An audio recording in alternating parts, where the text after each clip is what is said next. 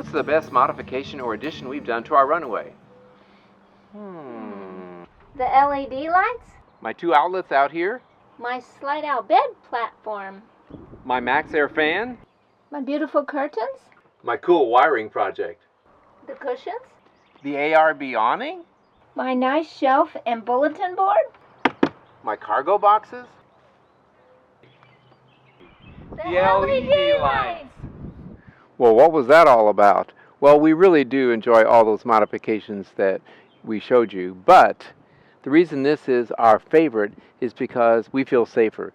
The original taillights are fine, but we decided to add LED lights. So on my first camper, we had a 12-inch right here, and then I decided to go big on this new 2020 model, so I put 20 inchers this big, and boy, we are seeing really well. And a lot of people that have added these lights have told me that what they've noticed right off the bat is it's easier for them to change lanes because this is up higher and people can see you. Several cars behind can all see that you are headed into another lane. So it works great. It's easy to install. And what I'm going to be doing on my friends is this one light right here. And that will suffice. But like I said, it's kind of a go big or go home kind of thing. With the help of several friends at the annual Runaway Homecoming Rally in Florida in February, we installed a bunch of those LED taillights on the back of 9 or 10 Runaway campers. I decided to film it again here at home, a little more calm environment, and a friend of mine here in town owns a 4x8, and so I had him bring it over and use his camper for demo purposes. So today you're going to see me installing the lights, and what you're about to see next is I'm going to pre-wire the lights and get them all ready and then install them. You'll see. Thanks for watching. So what I'm showing you now is just I've stripped the ends of the wires and I've matched the colors, and all I've done right now is just twist the wires just loosely just to show you that what I'm doing is staggering them so they are a little farther apart each connection. So now what I will do is fit a heat shrink tube over one of the ends of each wire, each color. I will solder the wires, then I'll put the heat shrink over and use the heat gun to shrink it down.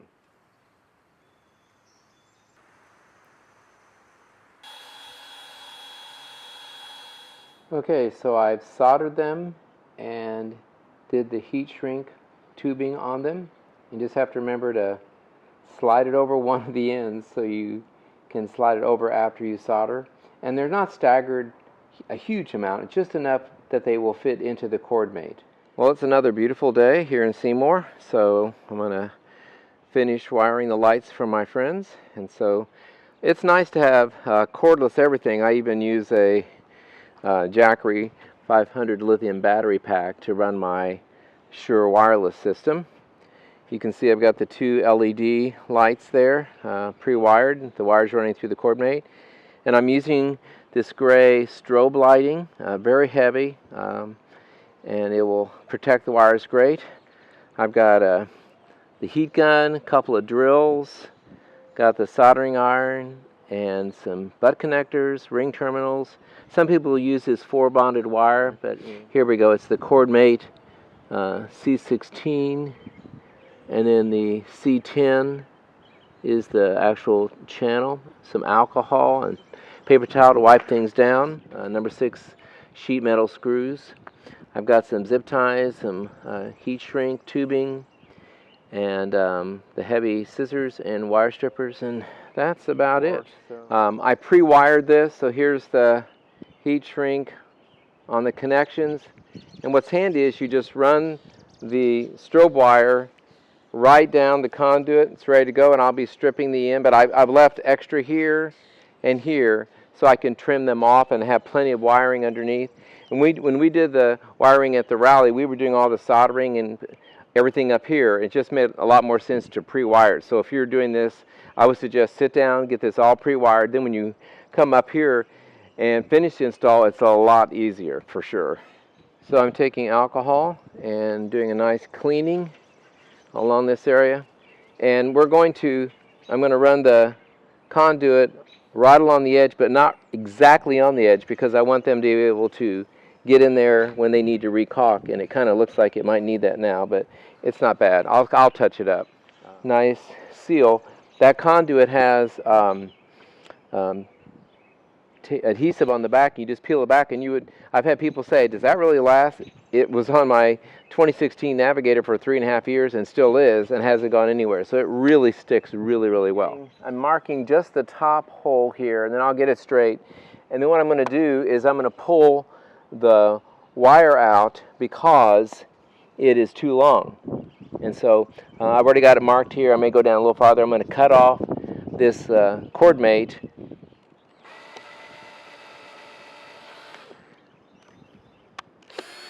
So I've gone just through the aluminum, and I went down to mark this one. I also measured the distance to make sure they are the same.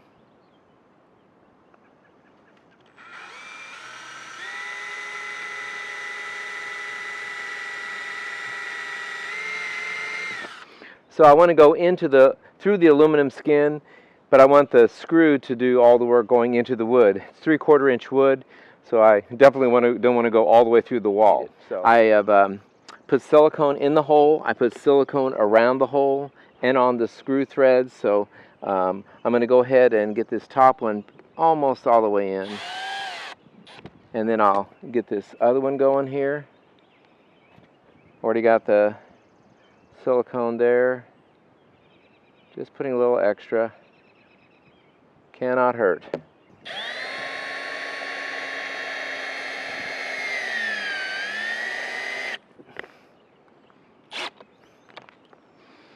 Get this one snugged.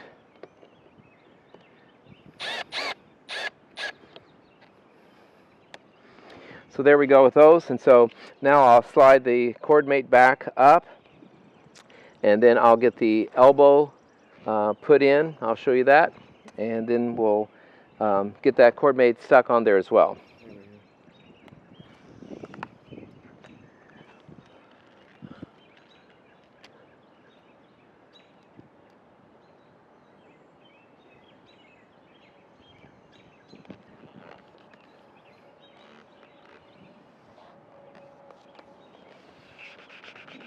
And that will really hold. Now I will run some of the silicone in here and around just to tighten it up there. And I did, by the way, snug these with just a regular Phillips head screwdriver. So now I've already cut an elbow, and that's going to go right here. And I'm going to actually glue it in here, and then I'll silicone right there. You can't make it fit absolutely perfect, but you can get it pretty close, and it definitely keeps it all covered. This is a sealed LED light anyway, so it's totally waterproof, but we're just snugging everything up. So let me get this on, and we'll have this side done, at least on this part. So I'm pretty liberal with the silicone. I actually cover the hole. I kind of just put quite a bit in on the cord mate, on the conduit, and I put it inside the elbow. So I fit this on over, and I'll have some excess to clean off, and that's fine. So it's squeezing out here. Get my paper towel. And I can clean that off later as well, but I'd rather have too much. So about like that. And then there's a little gap there, so I drop in just a little bit back there. And I'll get it all smoothed out. So I've got this side done. I've got the elbow in, and I'm going to go ahead and do the same thing on the other side, but I don't need to show you that again. But I'll be coming back later on, and even though I don't really need to, I'd like to put just a thin bit of that silicone all the way around it, and I want to put some in between here as well. So I've got lots of extra wire down there, so I have plenty of room. So let me get both sides done. Well, before I show you underneath the camper and get to actual wiring, let me just do a quick general introduction to what's happening here. So obviously what we're trying to do here is, imagine there's a vehicle there, a tow vehicle. We plug it in, and we're wanting to get power back to new LED lights and keep powering the original tail light. So as I just mentioned, here's the wiring harness. It plugs into the tow vehicle, and I'm not going to say that make sure you attach this color to make it all work, because I've already run into campers where people have changed, put different wires, and they have different colors. So the most important thing is, before you commit to soldering and heat shrinking wires as you're connecting the new lights and keeping the old tail light in the loop. You'll just twist them together, as I'll be showing you later. Make sure they work. If they don't, then you swap them, and then you'll find it works. It's really not that hard. There aren't that many options when there's two wires you're dealing with going back there to the old light and the new lights that you're hooking up to. So just a real quick walkthrough before we get underneath. Imagine we have wires, a pair of wires going to each side, and again, I'm not going to guarantee what color is going to be what. I do know this particular LED light, the red is the turn, the black is the power, and the white is the negative. That I know.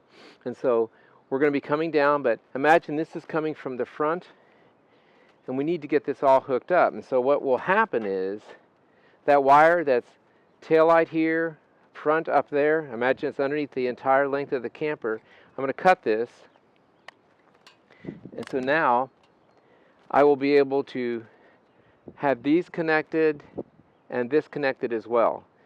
Let me show you. Here's a little mock-up. And so imagine this is coming down. We've got that red, white, and black. The white, I've got a ring connector on it, and it's going to go to the back, to one of the screws in the back of the tail light. So there's the ground. So here comes my red and my black, and I've got wires coming from the tail light. So I need these two to merge. So what I do is, and you can do it several ways. You could, twist them and solder them and use electrical tape. I like to use butt connectors, and I usually use a butt connector like this that is a butt connector. You crimp the wires and then you heat shrink them. These two that I have right now don't have that. So what I've done is I'm taken these two wires and these two wires, and before I would do even this, I would have the wires twisted and make sure, turn on the car, turn the turn signal on for this side, make sure everything's working. If not, you're going to switch the colors.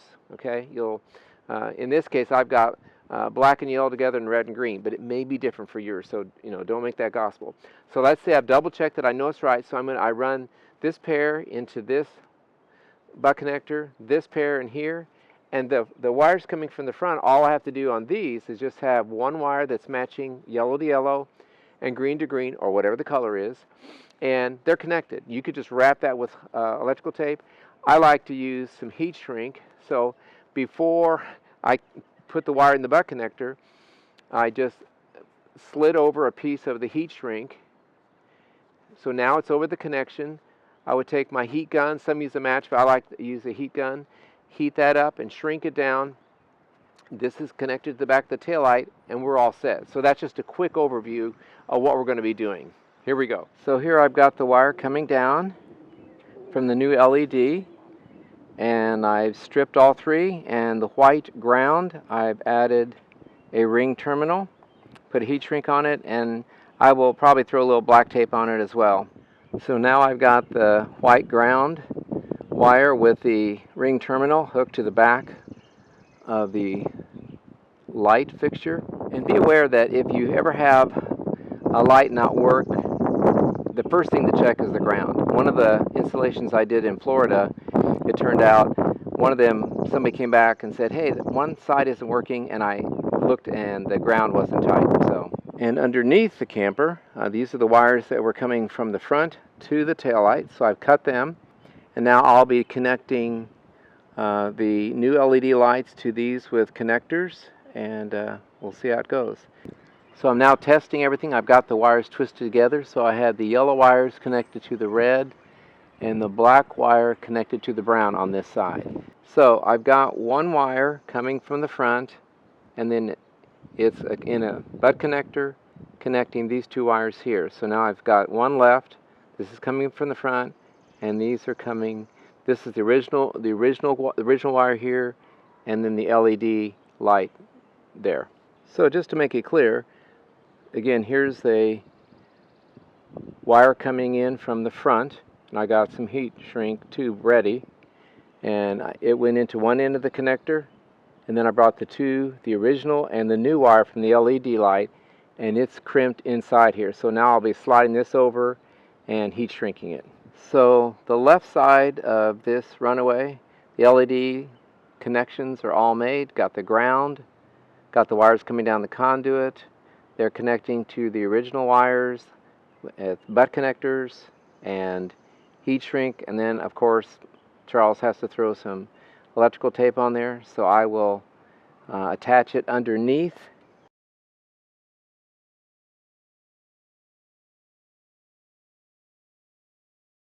And I can see that the lights are working. A while ago I was doing the same thing over here and did everything and unhooked everything and put it back to original, and turns out the turn signal on the right side never worked, or it did work, but it had stopped, so it needs to be replaced or a bulb. We'll figure that out, but I'm going to go ahead and get the LED hooked up. Well, there you go. My wiring job is 75% done, isn't it? I've got the new LED light going, I've got the old tail light, this LED, and got a bad tail light there. Nice addition, a lot safer, and thanks for watching.